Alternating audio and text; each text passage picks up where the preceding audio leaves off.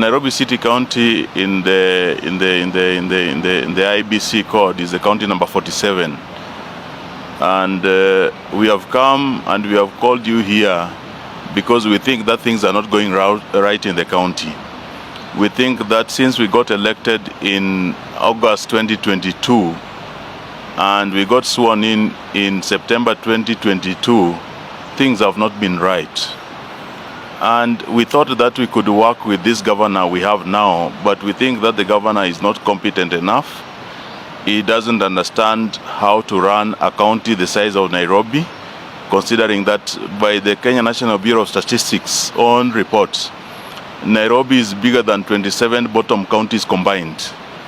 So today, Nairobi does not have proper structures, governance structures to run a county or the city the size of Nairobi, being the capital city of the country. We don't have a substantive county secretary. The chief officers, most of them are clueless because they are getting orders from where the employees call Shakahola, which is Riverside Drive. The governor is rarely in City Hall. When he comes there, it's either to meet an ambassador or a dignitary who is passing by or so on. But the county is not being run as it should be professionally. With the employees nearing 15,000, we think that the county is degenerating into something which is going to hinder development in the country. Today, as we sit here, we don't know who is collecting revenue in Nairobi. I've just spoken to the leadership of Nairobi Revenue Authority. They don't know who is managing the revenue of the country, of the county. They think they are being told that the revenue is being collected by Safaricom.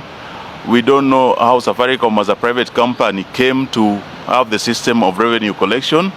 We don't know on which contractual basis they are collecting the revenue for the county. We don't know who audited the system to know how many bank accounts are connected to that system. We believe that Nairobi is degenerating at a very fast rate, that if it is not rescued, then things are not going to look good. And it's getting worse year in, year out. I'm just getting a revenue report, which I'll be sharing with a good number of you, is that with all of you, is that last year by this period, in the first few days of November, we had collected more than 100 million shillings. Though we still thought that was very low because Nairobi should be collecting more than 200 million shillings a day. So 100 million shillings in 6 or 5 days, if you may, it translates to an average of 20 million last year. Today, up to today, they have collected, up to yesterday, they have collected 12 million shillings. It tells you that something is really not right. Counties like Kajiado, Machakos, Uasin Gishu are collecting more money than Nairobi. Nairobi with more potential, a bigger metropolis, more revenue capacity, is collecting less revenue because this revenue is being pilfered at source by few individuals in the executive and the county assembly. When the theft has been done at the executive level, then few individuals at the county assemblies are paid to look away because they hold the mantle of leadership. And we believe that if things are not corrected in Nairobi, if the president and Right Honorable Raila Odinga do not stamp their foot in Nairobi, then things are going to get worse. The president is going to be constantly blamed for poor governance because he has allowed Nairobi to be managed and to be run by somebody who had no professional credence to run Nairobi. Somebody who previously, before getting into politics, had not held a job higher than cyber cafe attendant. We believe that the governor we have today is the wrong person to manage Nairobi. Issues are emerging, a lot of issues, until sometimes we are overwhelmed. We say, what do we cover? If you go to health sector, now the governor has brought up an idea of bringing private pharmacies inside hospitals, county hospitals. How do you bring private pharmacies inside public facilities? What arrangement? What governance structures? How will they be oversighted? How will you ensure that the poor people don't pay, too exorbitant fees for prescriptions? How will you ensure that drugs are not stolen from the public systems and brought and sold into private pharmacies, which are now being housed inside the facilities owned by the public. It is very wrong. The CEOs of those hospitals have been brought into a job group called Job Group S. They are the same level as chief officers. What governance structures will you have there? How will they be supervised? How do you expect a CEO and chief officer to have the same job group? So who will be managing, who will be supervising who? Why can't we have a clarity on the structures, remuneration structures in the county? Why don't we properly ensure that these things are properly managed and things are aligned so that we don't have the poor way of managing things? When you hear, I'm just giving you a general overview, because when you hear that pieces of land is being given out to individuals to go and borrow loan, the issue of Jivanji, Jivanji approached the county because they were doing the affordable housing in Ngara. And this affordable housing, the developer was supposed to bring the money. The county was supposed to give out the land. Today, the developer didn't bring enough money. The county gave out land. The county went and borrowed money for the developer, 1.9 billion, using the county's assets as a security. The developer today, instead of finishing that house, the affordable housing, is building a mall in Kileleshwa, and he's saying that he doesn't have money. And we hear that some of the county officials are shareholders in that mall. Why is the developer building a mall in Kileleshwa if he is supposed to finish affordable housing? Why is the developer, and why is the speaker being told not to allow debate on that? We have to ask these tough questions. These all affordable housing have been oversubscribed. They were bought off plan. It means the developer has his money. He has the money from the bank loan he borrowed with the asset of the county. But the developer now also has money from citizens who have bought houses but are looking at a situation where they might never get to own those houses, because the developer is facing a situation where he will never be able to complete the houses, which are only 30% completion level. We think that things with Governor Sakaja are not looking good. And if they are allowed to degenerate further, the citizen of this county will continue to complain of poor services, will continue to complain that the national government is not looking after them, while the problem starts with the county here. And I say it starts with the county because the number of people employed in Kenya is 18.6, let's say 18 million. Out of these 18 million, only 3 million people are in formal employment. The informal sector in this country is majorly in Nairobi. The welders, the carpenters, the mechanics, they are in Nairobi. But there are people who have never been given dignity by being organized and being registered and recognized by the county government. We have not put up structures. We have proposed structures. You ensure that you can identify every Juakali operator here, give them dignity in wherever they want to apply their trade. Ensure that they are registered. You give them a number. You give them a county number. Ensure that you can bring them into a platform where they can access financial services, government services, insurance services, and so on. But the county, because we have somebody who doesn't have the brains to manage the county the size of Nairobi, we feel that it is not personal against Sakaja. We have listened to him several times.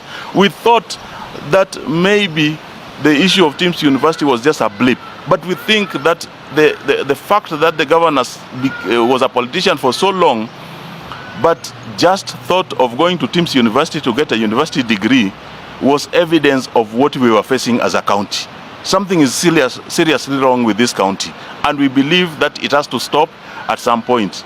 And it has a lot of issues which are happening around the county which are not going right. And now people are just, cutting deals, cutting corners. Suppliers are not being paid. Employees are very demotivated from both the county assembly and the executive. People don't have the eagerness to do work. Even the people who are employed, they're employed but with no salary. Why do you recruit so many more people while you know that you are struggling to even, pay the ones you have? So these are some of the issues which we wanted to engage you on. because as stakeholders and as the fourth estate, at the voice of the citizens in Nairobi, I believe that we need to engage and properly call some of these things out. And we'll be sharing with you some of the documentations. You know, we have seen around the governor himself. Now, if you go to, I don't know if the Citizen Royal Media is here. If you go to, when you're just branching out off Jenny Spirit, when you're branching off to Citizen TV, there's a petrol station there. That petrol station is owned by the governor. Where did he get the money to own that petrol station? I'll give you documents showing the governor is buying property cash, 940 million, 58 million, 49 million. Where is he getting all this money? Where is he giving all this money while the employees are going out without salaries? Something is seriously wrong in this city, and we have to call it out. So if the president is interested, he should ensure we stop the anarchy we are degenerating into. The leadership of the assembly is not helping, and now we have to come out because they have made the environment of the assembly to very not very conducive to allow free and open debate.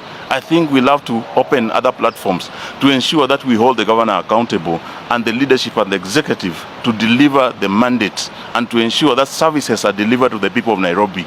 Asanteni. So I'll allow my colleague. After the 2022 general elections, that is after August, the county government of Nairobi promised Nairobi residents so many things, which included good roads, dignified affordable housing, street lighting, improved health care, and all those things put together. However, we are on the third year now, and we have not seen any sign whatsoever of implementing all these things that we promised, especially in the governor's manifesto. Some of the issues that we are raising, and we have always raised, is the issue of a disorganized city, especially in the CBD. If you look at most of the major roads within the city, they are used for trade. However, the owners of some of these shops cannot even trade because the county government of Nairobi has not been able to implement what they promised as the solution to hawking within the city. We have tried our best. If you look at most of the questions on the floor of that house, most of them emanates from asking the county government to look at the issue of hawkers. You even saw before the impeachment of the deputy president, there was a lot of issues pertaining to hawking within the city. The second issue definitely is the issue of land grabbing. Out of 100 statements that come on the floor of that house, the most popular statement is on the issue of land grabbing. We have been looking at the issue of G, which my colleague has already addressed. I personally sit in the planning committee, and some of the preliminary reports that has come before that committee is that AJAABU, a company that was allowed and was given a contract to deal with the housing program within the G estate, has already taken an advance of 500 million shillings at the National Bank of Kenya, which documents were also presented yesterday when the NBK appeared before the committee. However, if you look at the addendum that was signed by the then county secretary, it shows that there were amendments that were done on that document. The court ruling of 2023 on the issue of Pagani affordable housing informed the county government that you cannot use a title deed that belongs to the public to charge it as a collateral. The county government has already done that. The AJAABU has already taken a loan of 1.9 billion. The documents are showing they have definitely taken that advance of 500 million. And we have been asking very hard questions. And what we are saying with my colleague is that some of the major issues that we are raising before that house, they don't have anybody to give answers to. When the executive appear before any committee in that assembly, they do not have even answers to some of these questions we are asking. So we are here to ask both His Excellency the President and the Prime Minister, Honorable Raila Odinga, that things are getting out of hand in Nairobi. And if there is no solution to these problems, the taxpayers' money will always be used and there will never be a solution to these problems. The governor of Nairobi understands very clearly that the issue of transport system in Nairobi has not been sorted. All the things that he indicated and put in that manifesto has not been implemented. Why do we have to keep on reminding him on the things that he promised Nairobians that he would do, yet he's not doing? MCAs are doing their job, including passing both the supplementary budget and the substantive budget. Yet the things that they pass within that budget are always not implemented. So our cry is both to the leadership of this country that Nairobi needs a second eye, that you need to help us. We have done our job, but beyond us, we need another hand. And we are asking the President and the Prime Minister to help Nairobi County.